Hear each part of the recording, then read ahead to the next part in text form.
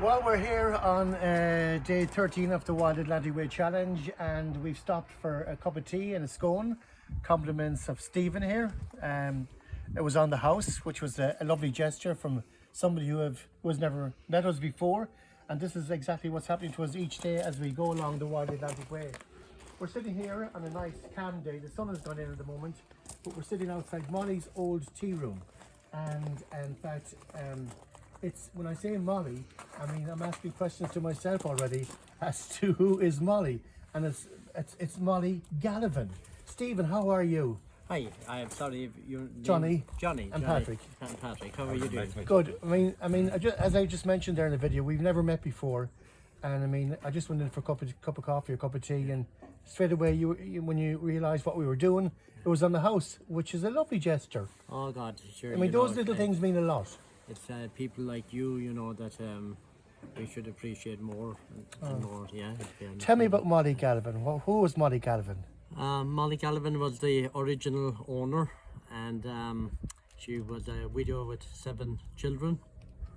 We are going back to the 1800s now, yeah, and yeah, she had to come up with some way to sustain her family. So originally she set up her own shebeen here, illegal drinking house. That would be with the thatched roof.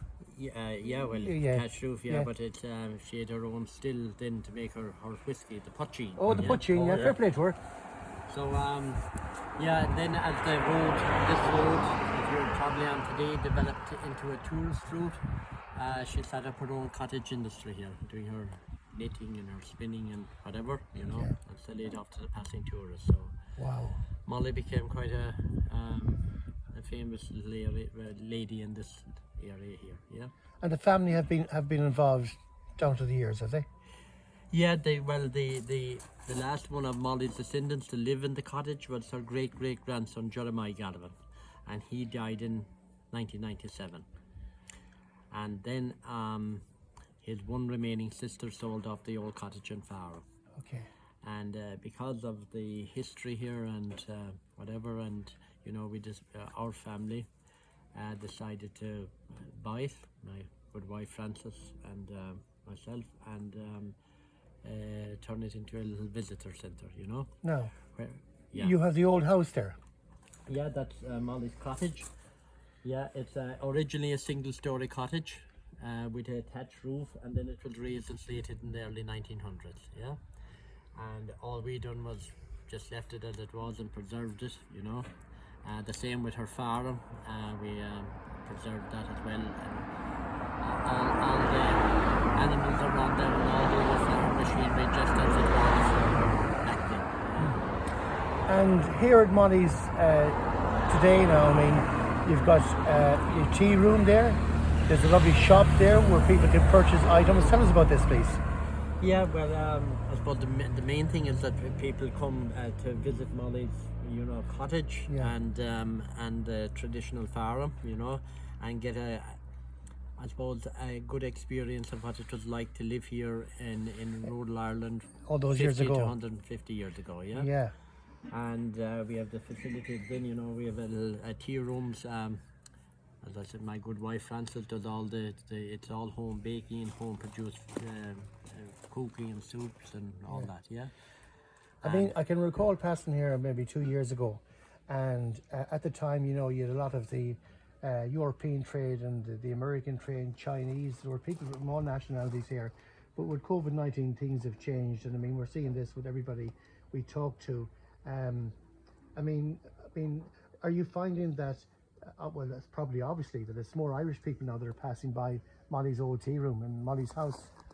Oh yeah, this year, yeah, and 99% of people are what we refer to as the domestic market. Yes. Yeah, Irish people. The staycations, eh? The staycations, and they have been very good and very supportive, and I think they really understand what businesses are going through, and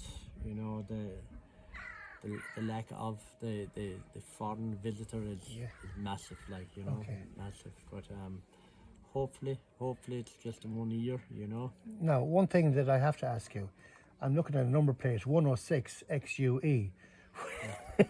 What year is that vehicle from, and what is the vehicle? We're kind of Like a truck, I think. in a vehicle. It's a truck. Yeah. Is it a Ford? What is it? It's a Ford Thames. Yeah, Thames, Ford Thames, 1956. Wow. Wow. And quite rare. There's only 15 of them In the world, in probably. the world registered. Registered, yeah. Registered, yeah. And why they are so rare is that this particular model have a steel back in it. Yeah? Steel back, yeah. And the vast majority of them that they manufacture have a silver back. Okay. But very few have the steel back, so that's quite rare. There's very few.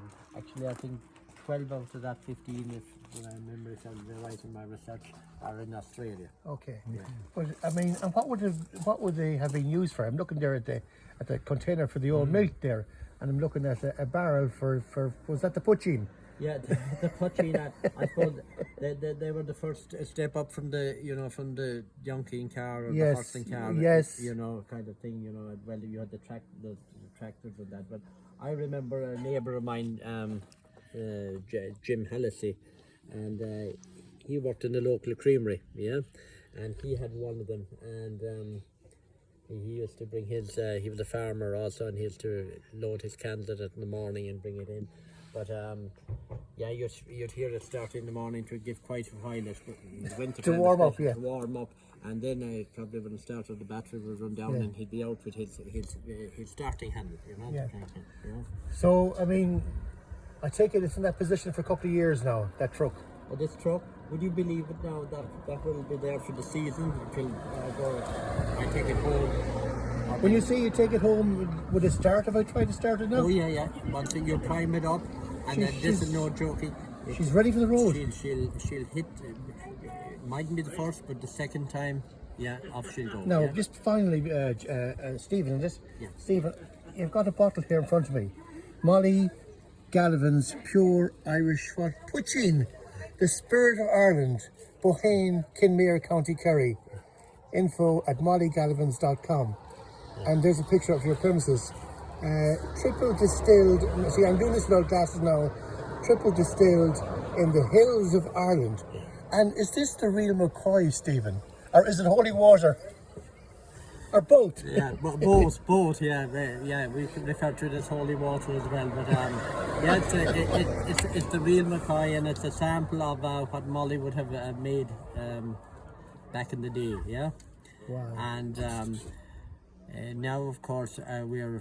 You go in and there's hand sanitizers everywhere. Yes. Yeah? That's The best hand sanitizer you could ever use. Yeah, it's a Poaching. poaching. Yeah. So just if people drank a glass of this in a punch every night, I think No we COVID-19. have no COVID-19. Yeah. Right. Stephen, so that's it. And can people purchase that here, or is just something you have? Oh, sure, if you give me a little donation, you can have it. I love it. Well, Stephen, thanks for Would taking you like a taste? Well, I kind of wouldn't mind, I suppose. Okay. Yeah. All right. Just hang on 1 minute. Okay. Well, there you are, Stephen. We're doing this live now, Patrick.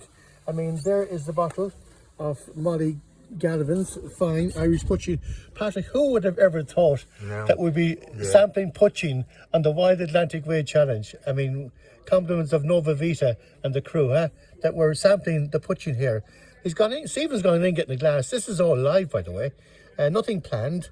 I'm not sure if there's really poaching in it, but it seems to me like it's sealed. Oh, it definitely is sealed. it's poaching. It's sealed. Yeah. Would you know, Patrick, a good poaching from a bad poaching? I have never seen any poaching now myself before, so it's. Well, you come from Sligo now. I mean, I'm sure there was poaching made brewed up in Sligo all those years ago. Probably. Are you keeping it a secret from us? I suppose there's plenty of poaching hid in the Ox Mountains, all right. But, In the Ox Mountains, yeah. Well, Stephen's going for a glass. I mean, I'm a teetotaler, but am I going to break my pledge now? Am I going to break my pledge? Well, I tell you, if you take it after that, there'll be no stopping. You're going up the hills anyway. Oh, here he comes. In fact, here he We'll comes. cycle around Ireland 10 times after this. So there's no problem with Johnny getting up the hills. Actually, you won't cycle, you'll fly. Yeah. Well, this fella gets up the hills, no problem. I struggle on the hills. Right. But anyways, cheers to good health, Stephen. Slánta. Slánta. Slánta. Slánta. Yeah. What's this for? What's it? Light it. Light it. Can we light it? Oh my God, you'd burn off Oh, all we'll you'd burn- burn off all to alcohol. All right, That would be now, a shame. sláinte. Sláinte. Good health. Cheers. Oh, yes. Fantastic. Here's to Molly. Here's to Molly. God, Lord rest her. Lord rest her, Molly. You're looking down at us. Keep us safe and healthy. Cut the throat here. Bless you.